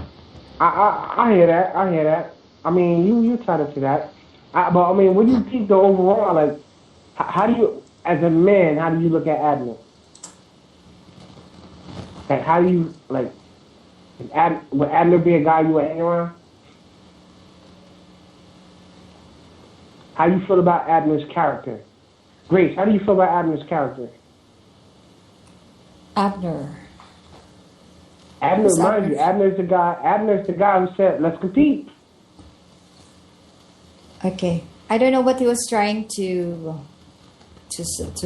was he impressing someone? You know, persistence is. You can't, hold on. You can't impress somebody and you're the one running away. What? I said, he's the one that's running though. He's running from Asahel. He's begging Asahel to stop chasing him. But then he has to know to tell Asahel, stop chasing me. I don't want to knock you down to the ground. And then I have to look your brother Joab in the face. And I would have struck him dead for saying something like that. Sir, I'm still confused. Abner. I'm confusing you? No. Because I'm not, like I told you, I'm not so familiar with the story. So it seems like I wasn't able to absorb everything. Who is Abner? Abner is fighting the general. Abner in the Bible was technically Saul's cousin. From my understanding. Okay. So he was under Saul's army. He was in charge of Saul's army, yes, that's correct. Right. They just buried Saul. So David sends Joab for peace. Saying, hey man, I'm the king of Judah now. I'm sending Joab to you guys. I'm giving you blessings and peace. You just buried a hero. A guy that was one of God's anointed. You just buried him. I'm sending a peace offering to you guys. Yeah. That's what he says to Abner. Yeah. And then Abner says, you know what? Let's compete. You pick 12 guys and I pick 12 guys. Our best 12 guys, and let's compete. All 12 of the guys, all 24 of the guys die. And then they start fighting. And as they start fighting, Abner runs away. Mm-hmm. So Asahel chases him. Abner's like, oh, stop chasing me. Asahel still starts chasing. Stop chasing me. Why don't you kill one of the other guys that's with me? Kill my guy over there. Because if I fight you, then I will have to look at your brother in the eye. So that's what he says. And then so it's the man. Okay, go ahead, sorry. And then Abner throws a cheap shot at him and sticks a spear in his stomach. Asahel. All right, so he was the kind of person, I don't know, correct me if I'm wrong, who wants to start up something, then wasn't able to stand by what he has just said. Well, my question to you, I guess, and I'm stopping this from this standpoint, why compete in the first place? You ladies are saying that there's good competition and there's bad competition. You're not in a place to compete right now. You just buried your leader.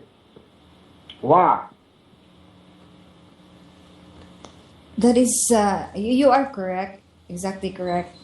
But there are, sometimes people fight for the wrong battle. They don't even know why they're fighting. Okay? Maybe this is just one of the stories in the Bible that they themselves, they don't know why they're fighting. They just have to fight. They just need to compete. But they don't know the reason why they're fighting. And it's happening all over the world. Filipinos fighting against Filipinos, civil wars and stuff like that. But, persistence is an important value in a person. But if you're persistent, but you don't know why you are showing that persistence, you don't know the goal, the motives, why you are like that, then it's useless. So I don't know. I can explain why they're fighting. All right. I don't know. I didn't find the answer in that why they're fighting. Right. But they're fighting. I agree. Ethel. Yes. You're there. You have your Hello? brother or your sister. Yeah, you're there. Your sister's there. This guy says, let's compete. You see 12 guys there. They end up start fighting. And then this guy starts running away. And your little brother or sister start chasing him. And then you see this guy kills he sneaks a good one in and kills your brother or sister. What do you do then? Oh, what will I do if they kill my brothers and sisters? Abner killed Joab's brother. Oh. Then... He did a sucker move. He stabbed him in the back. Stabbed him in the stomach on some, why don't you go kill one of my other guys and let me get away? And then when he went to go do that, he did a sucker move, you know? Mm-hmm. And you've seen the whole thing. What do you do? So, there's a saying that do not take the law into your hands, but if I were in the... if I were in that kind of situation, it's very difficult to just let it, that kind of saying. Even if I believe in karma, but I believe in, how do you call this? An eye for an eye and a tooth for a tooth. I will avenge my sister. You would avenge your brother? Brother or sister? Yes. Definitely. Because I will not let that. I won't let that happen to them. I don't want to happen that to them. Right. All right. I hear that. I can't get mad at that. Let's look at it from this perspective. Let's finish reading real quick and see what happens. So we're on Tito. You with me, right? Yep, right here. All right. So we're on verse 20. Oh, we on 23, 22? 23. 23. Go ahead. But Asahel, hang on. Was he already dead? Forget about the toothbrush. Yeah, he already killed him. So we are at. What happened, Tito? We're 24. But I can. Go ahead. Let's just read 23, 24. Let's read from 24. Go ahead. Okay.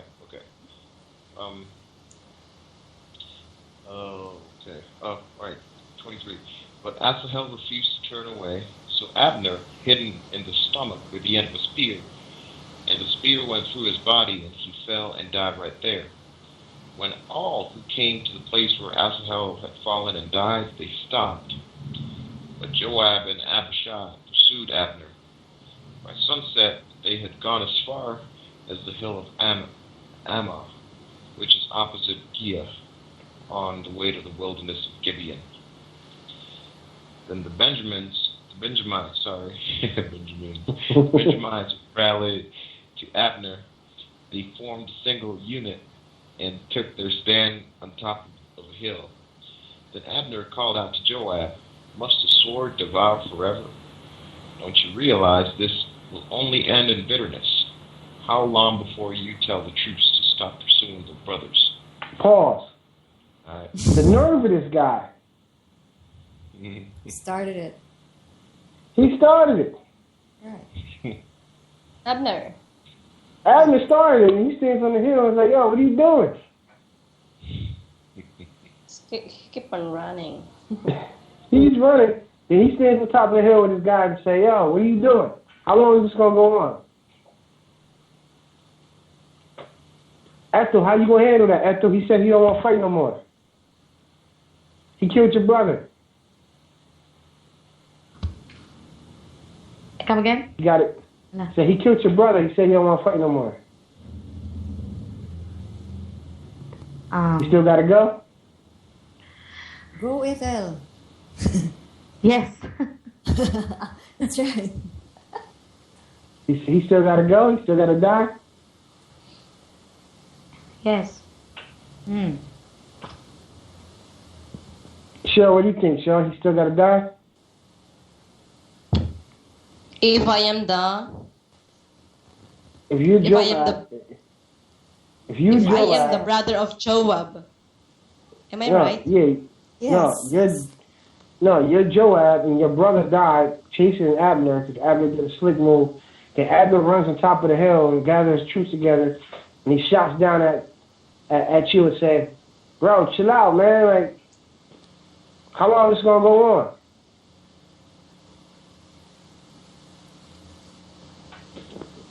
What do you say? What will I say to Joab? You're Joab. To Abner. To Abner. Hey, Tobler, I'm sorry. To Abner. If I am Joab, because we are all human, if we try to observe if a member of the family is died because they killed him, the tendency is that a family member Yes, it will is. also Joab's kill. brother got died. Yes. Yeah, I'm sorry. What will you do? What shall I do if I am Joab? Yeah. No, I'm sorry. I cannot go. I cannot understand. Okay, if I am Joab, then I will just do the same. I will haze Abner. Then after that, I will talk to him. I will You do wanna the talk? same. Yes, I will shout at him because he is far. I will ask him why he did that to my brother. So you want to There's ask, some- you want to talk. Ethel What? said she don't want to talk. She want to kill him, right, Ethel? Yes, yes. Huh? Can She I don't say wanna talk. something? Sure. Sure, I'm firing up. If I am Joab and I saw what happened, I knew Abner started everything, and it would say stop. I won't stop. I will go. You started this. I have this notion that I don't start trouble. I really don't. Yes. I don't start trouble. But if you start the trouble, I can double the trouble. Trouble. That is what I mean. I like that. I agree to Right? you. You started it. Blood has already been Yes. spared. A life has been spared. You've seen it, and you'll just stop because he said it. Stop. No way, dude. We gotta continue the fight until our last breath. You started That it. is what I mean. I didn't start it. Yeah, that's my right, point. Grace. I always tell my kids, don't ever start trouble. I'll avoid trouble. But if ever you will be placed in a situation in which you will be urged to react because they started it, then son, fight because All right. fight. But now, let me ask this question. Let me ask Judith. I'm asking you this question. Oh, yes. All right. Now listen. Your King David is not there. Joab is there. Mm. Right? Now, King David is somewhere chilling on his kingdom. You go here to send peace offerings. You tell Joab to go and make peace with Abner. Abner comes and says, let's compete. You agree. You compete and you end up battling. Your brother ends up dying. And now you want to chase Abner into the hills, on top of the hill. And you're like, Grace, let's fight to the end. If you're King David and you find out about this, are you mad at Joab? I think Because Joab could have easily said, I don't want to compete. And this I could have been didn't- easily avoided. I didn't mad at him because for me, and according to the Bible, that Joab forgave Abner. Even he did a big mistake. He killed my brother, but I know that God didn't want to kill. What do we call this? Like us, human, because we have no right to kill. Listen, But that let me thing- stop you right there.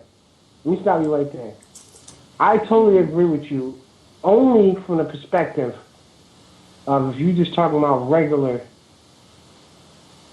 citizen hanging out, chilling. Killing is a crime. In war,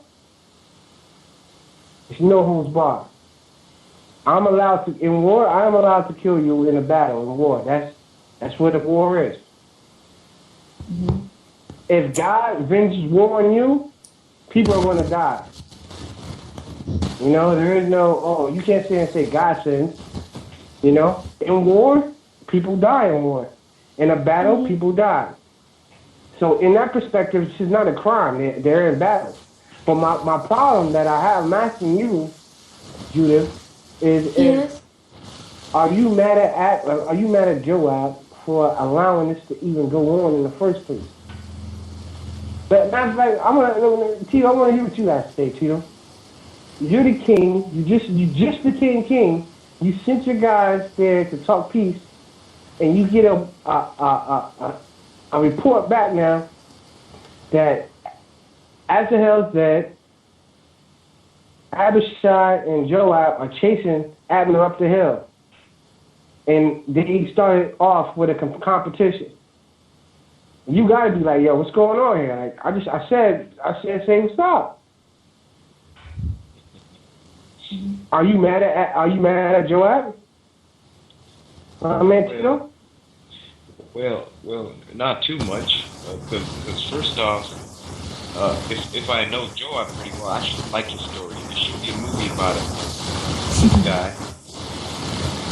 I can't really hear you for some reason, man. I don't know what's going on. It's that. Not either.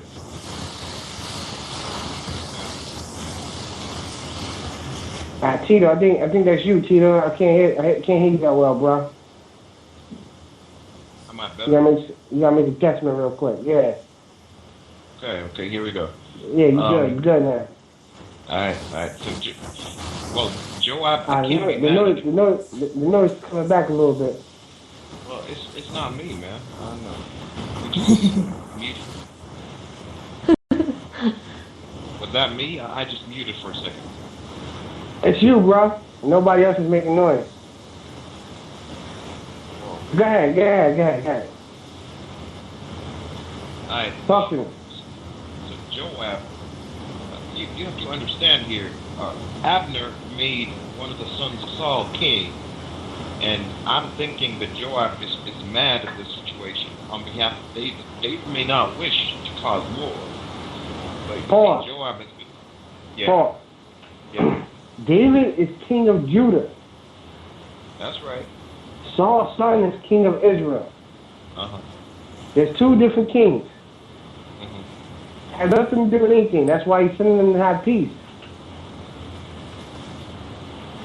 Nah, man. I mean, David talked about the peace thing, and then after that, that's when Abner took Ishbosheth and made him king. I mean, this act of making son of Saul king came after David had spoken of peace. So, I don't know, man. But who cares if Abishai becomes... He should become king, though. I don't think David has an issue with Abishai, whoever it was, whatever this guy name is, become king. That's rightfully he should become king of Israel. Israel and Judah are two separate places at this particular point. Mm-hmm. So why if I was David, why do I care if who you put in place as king? I don't care. I'm sending peace. Well, in any case, if I'm not wrong, David was afraid of Joab. I think later on he's going to confess this and say that Joab and his brothers are going to cause him his life. He was afraid of this guy. This guy commanded his entire army. I mean, that was crazy. I don't know about the scare part though, man. You have to show me that in the Bible where David said he was scared of Joab. I will. If anything, David commanded Joab's life. So, not David. I think it was Solomon commanded Joab's life. So, I don't see where that story take place, But during David's lifetime, Joab was his right hand man. Mm-hmm. But when Solomon became king, Joab kind of was on the other side.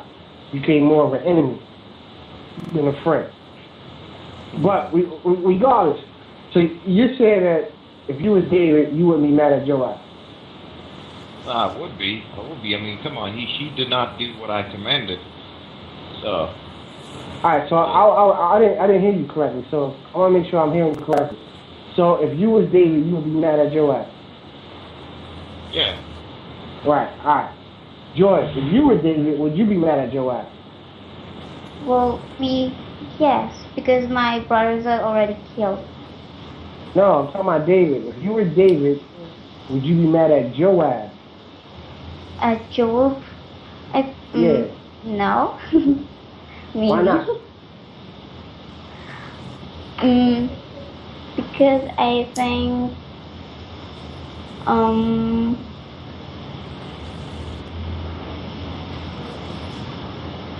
I have no right to.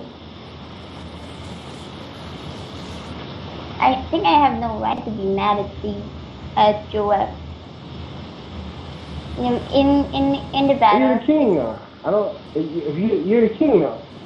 You told Joab to go talk peace, and Joab told 12 of your best men and put him in a competition to die.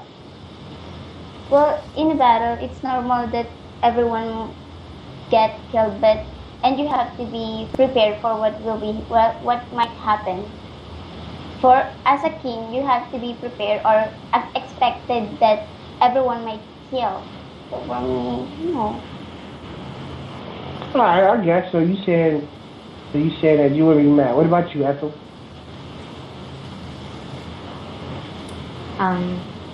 If I were David.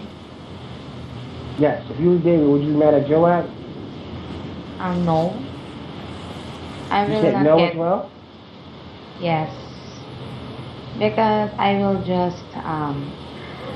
just understand the situation. So as a king, you have to think all the options and the consequences of all actions of your people. I don't know. Y'all ladies are losing me here. I'm trying to think morally what's correct and what's not correct. I don't see why you would be okay with people dying for no reason.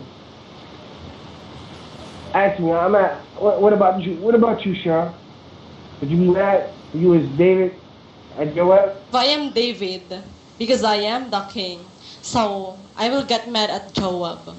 The tendency is that if he didn't accept that fight, then there should be no bloodshed in that area. I will get mad at Joab, and might be I'll be disciplining him because he is the leader of my entire soldiers. So he should himself discipline. He should acquire discipline, and I agree. That's why I am angry with Joab. If he didn't start that one, then there would no bloodshed, and might be everything goes well. Right, but also you gotta be mad at Joab. Joab gotta take some responsibility for this because he agreed to send 12 men down there to fight in the first place. Why? Yeah, that if he has that integrity or if he is a good leader, then he should have accepted it.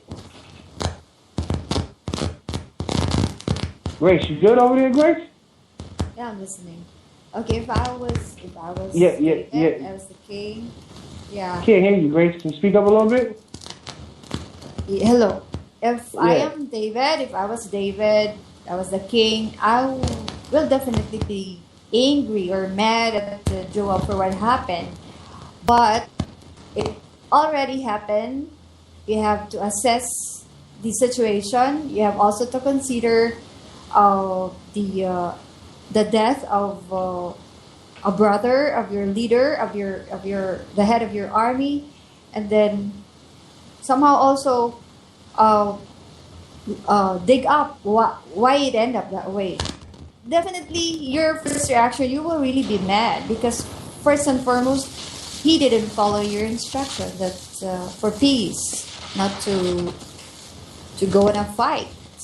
But from the behavior of Ner, whoever in his right mind would retreat, I would definitely go with a fight. He started it. My brother is dead. So I will take it in my hand and I will just be accountable to David. I will explain and I will be ready for whatever punishment he would give to me after what I have done. If my leadership was not good, I will accept it with open arms. Right. As long as I stood for what I believe in. Right. Now, before I come to you, Judith, my man Tito found the scripture, and it was what is that? 2 Samuel, chapter 3, verse 39, where it says, "As for me, even though I am anointed king," this is David speaking, "I have little power today. These men of the sons of Zariah are too fierce for me." Now, I don't want to take that out of context. I read that as saying, listen, I commanded this guy to go make peace. These guys end up fighting. Oh, okay. Mm-hmm. All right? So I think David is acknowledging the fact that, yo, I told you to go make peace, you start fighting. Like, these dudes is wild. You know, I think at this particular point in time, now I think David is on there like, listen, I'm going to have to get a hold on this. And David starts campaigning with these guys. This is early in David's career. David fought wars with Joab and everything too. So I think David recognized that, listen, I'm going to have to get on the battlefield with these guys and start fighting. Because if I leave it in the hands of Joab, we'll end up in situations like this. These Zariah's sons are wild boys. Crazy. Yeah, that's how I read that as. I don't read that as I'm scared these guys command my whole army. I'm looking at that as I'm scared of the fact that I let this guy control my whole army and he went mess around and got half of my men killed. Your deuce, but well, I've read this story a few times, and the emotion I get out of it is crazy, especially when Joab kills David's son. But I'm not gonna get into that. But we're gonna talk about it. We're gonna talk about it in another episode. Yeah. There's a lot of stories that I want to pull out and debate and talk about. But that also gives the ladies the opportunity to read the stories themselves and grasp it so that they're prepared to talk. Because as you see, you say you got a lot of passion out of the stories.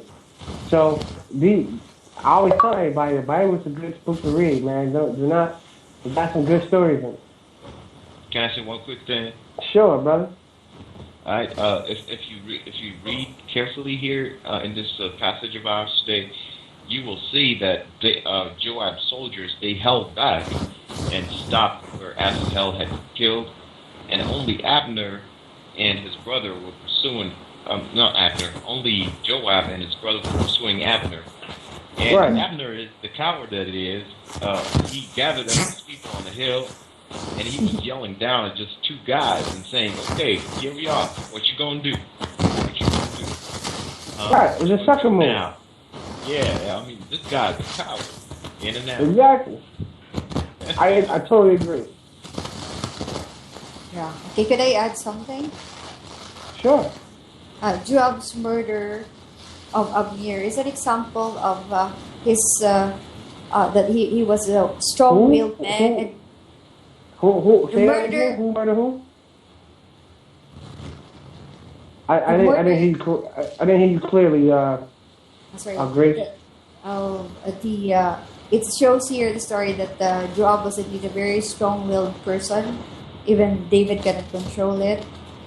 So in any group, whether in family, there is always one person who shows a different, like very strong-willed person. So here, David saw it. He knew it. So I think he let everything. He just let it down in God's fate, whatever would be the decision of God. He didn't punish Joab, right? Nah, I have Bible text, and I'm saying this is a story that, we would have to read into it more.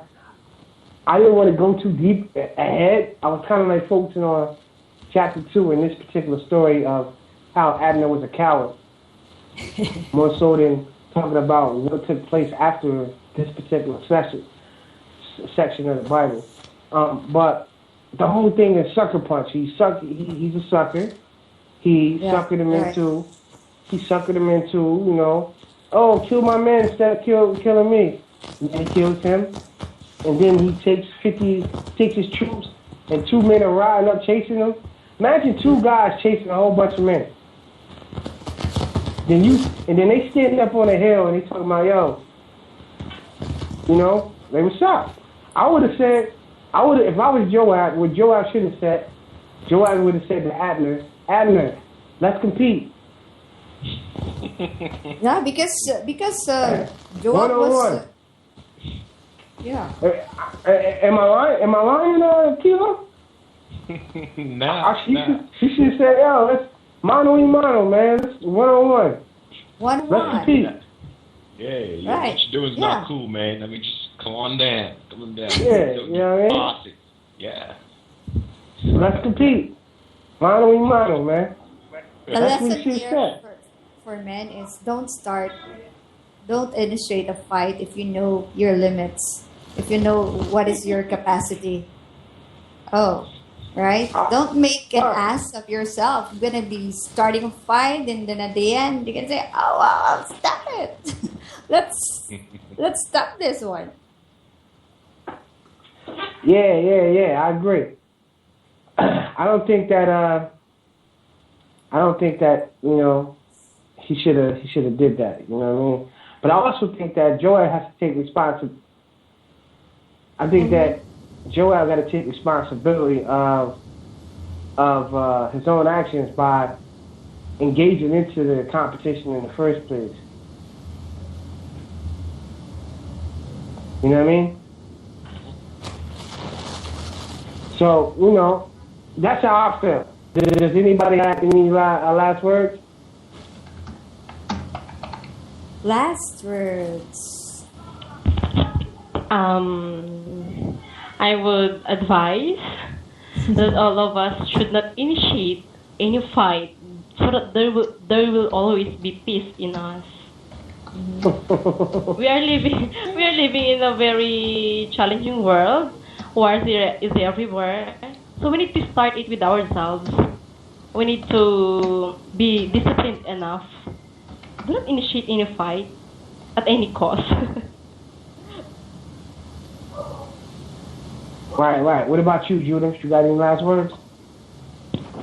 For me, I wanna share that forgiveness is the best thing that we need to learn, because there's a lot of instances that we need to forgive, and don't forget to remember that being forgiveness makes person happy, or there's a peaceful or freedom. Okay. What about you, Ethel?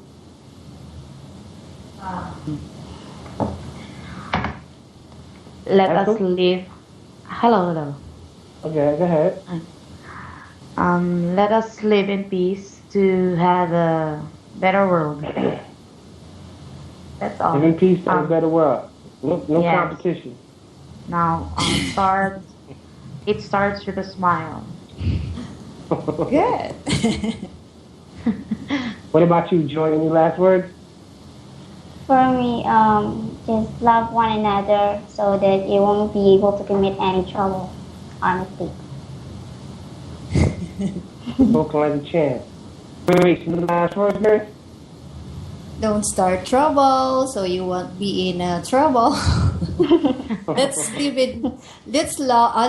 with peace, joy, love, and harmony in our hearts.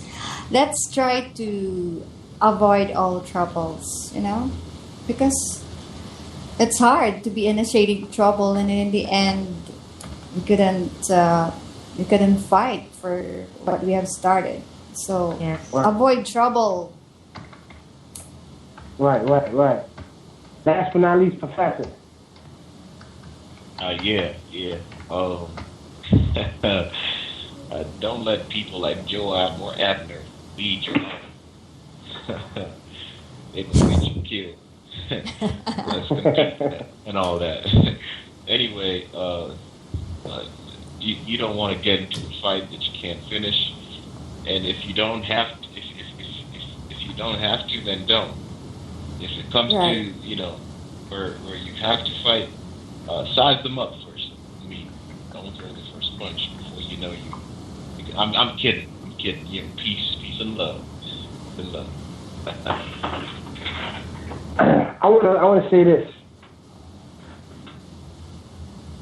I am a guy who passion started off before I started getting into a real passion for studying the Bible.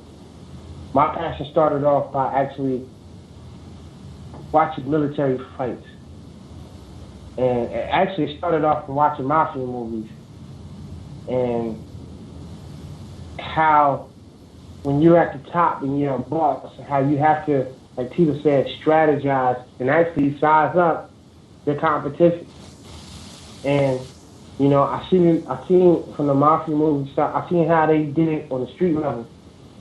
But then as I got into video games and so on and so forth, and I started learning what the video games made me have to. These video games nowadays are so real that if you're not in the military, you need to, like, if you want to play a video game and be good at it, you got to actually study and learn some of the stuff that's in the military. So the games made me go study that aspect of it, and I started looking at the tactical advantages and disadvantages to certain individuals at war, you know, and sizing up your opponent and making calculated decisions. And I think that people need to do that in their own lives, personally, in every decision that you make. It doesn't necessarily have to be war, whether it be finances, whether it be even marriage, for that sake. There's a saying that goes here: if you fail to plan to fail. And so, if you don't plan and take those calculated, educated decisions, all you're gonna do is end up leaving men on, just like Joab. This could have been all avoided if he would have if nobody had to die. A lot of good men died today, and for what? For a competition. I don't see the point of it. And so my point is, if you're a person at the top that if you're a CEO of a company and you have to make executive decisions, just make sure that whatever decisions you make, as a man of your household, if you're the father of your children and you're the husband, make sure that you seek God first and you make calculated decisions. And do what's best for your family and what's best for everybody, instead of just trying to show off. That's my advice to y'all. C1 Music Data from the Familiar. It's your boy Deuce. We are signing off. Holla at your boy. We out of here. So good night, everybody. Bye-bye. Good night. Bye. We out of here. Bye. Goodbye. Good night. Thank you very much. You are now listening to the Sound.FM. Unfamiliar.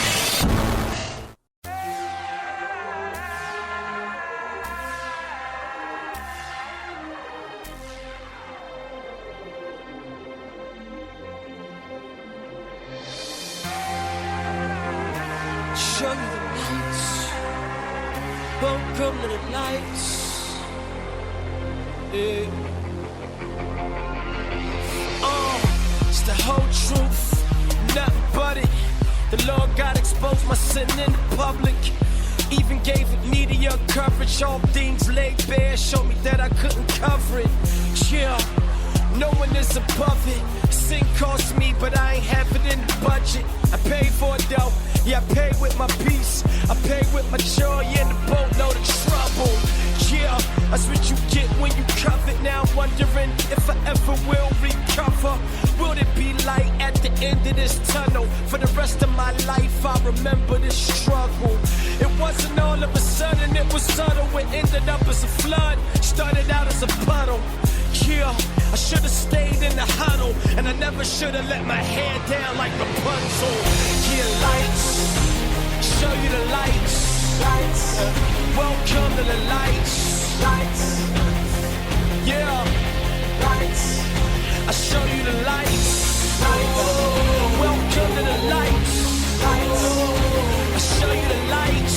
Lights, yeah, yeah, yeah. It's the whole truth, nothing but it. People read the open book that I published. Some still love it while others listen like, man, that was just a bunch of rubbish. And I can understand, brothers, if you disappointed, I ain't got no rebuttals. But I ask that you forgive me, please hold no grudges. I am a broken man, now your boy is on crutches. Yeah, something from nothing. Bad situation, but some good came of it. More seasoning, God put me in the oven. Christ is working in me, everything that I wasn't. Yeah, your boy got humbled, empire crashed, whole world crumbled.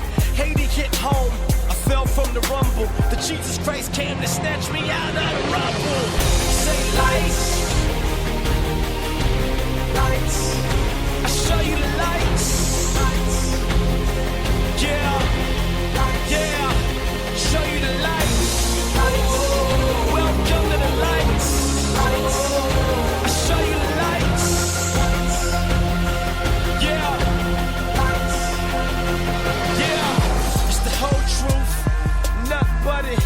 My service was temporarily interrupted, but faith didn't fail when I stumbled. So my job is to turn down, strengthen my brothers.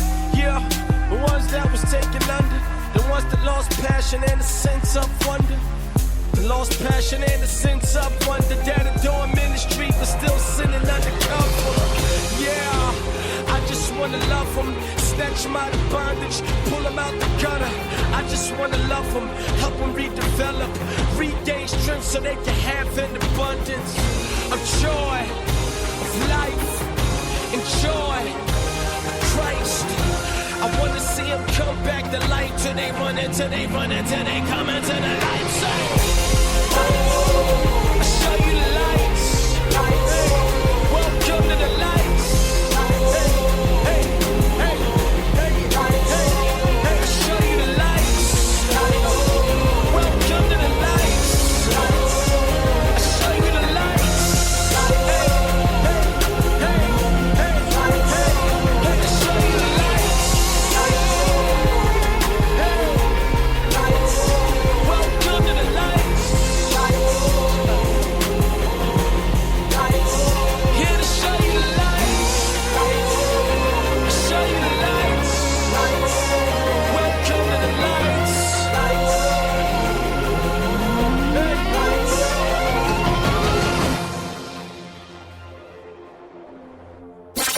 You are now listening to the sounds of C1Music.fm. Unfamiliar.